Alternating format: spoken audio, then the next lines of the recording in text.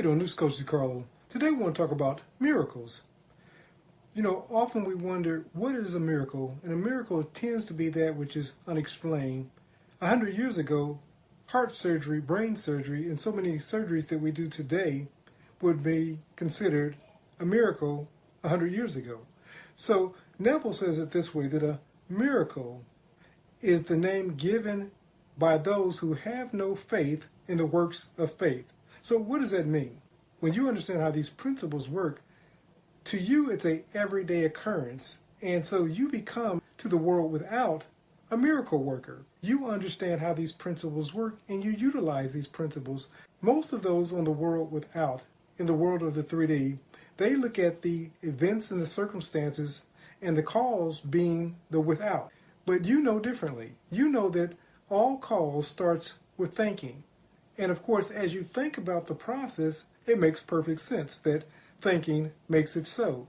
Everything that we see in our environment started off as a thought. Somebody acted upon that thought. Maybe they created a blueprint or a schism or something, and then they begin to move forward in that thought, and they created in the 3D what we see as reality, whether it be clothes, cars, houses, whatever.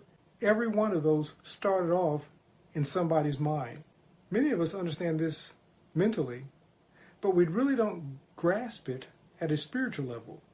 And if we can't make sense of it at a rational level, it just doesn't seem to make sense. But a miracle is what we can't explain. When we can't explain something, for example, 150 years ago, the electric lamp or light bulb would have been considered a miracle. Matter of fact, men at that time thought the best they could do was just a regular candle, lighting a candle or a kerosene lamp, and they thought that that was the best that they can do. And if you go even further back, when we think about the car, we think about the airplane, all of these were thought to be science fiction or sci-fi, even a man landing on the moon. So the question is, what's possible? It says that all things are possible to those who believe.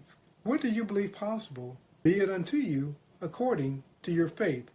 If you believe that something is possible and you begin living out from that possibility or the end of that possibility, it becomes possible for you.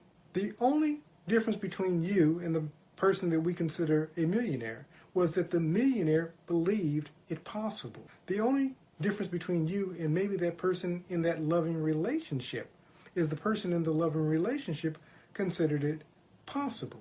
The only difference between you and that person in their ideal health and you struggling in health is the belief that it's possible. What are you believing, and where does your belief stem from? Is it possible that your belief system has you bound or has imprisoned you into your current lifestyle? If that's the case, look at your beliefs and ask yourself, are my beliefs taking me where I want to go? If not, consider changing them. You say, well, Coach, you don't understand. This is my reality. This is true. I'm just being real to what life has presented to me, and I'm just being real to life. This is not make-believe or hocus pocus. So, Coach, you don't understand. What I do understand is that what it is that we give our attention to becomes our reality. And if you continue in this belief of lack, loss, and limitation, the only thing that you're going to reproduce in your life is lack, loss, and limitation. If you want wisdom, wellness, and abundance, then you have to begin operating from a mindset of wisdom, wellness, and abundance. And until you get to that mindset, you will always see it as impossible. And the truth is, Creator, it will be impossible for you. You need only to change your thinking, change your world. The first does the latter. What does that mean?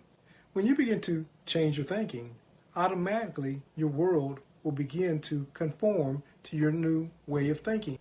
Because the change does not seem to take place instantaneously, doesn't mean it's not happening. A lot of times you just have to persevere in your new thought, in your new mindset. As you persevere in that new mindset, you're setting the stage for more of the same. So, only thing I'm asking you to do right now, creators, is to persist in your current mindset of abundance. Persist in your current mindset of a loving relationship.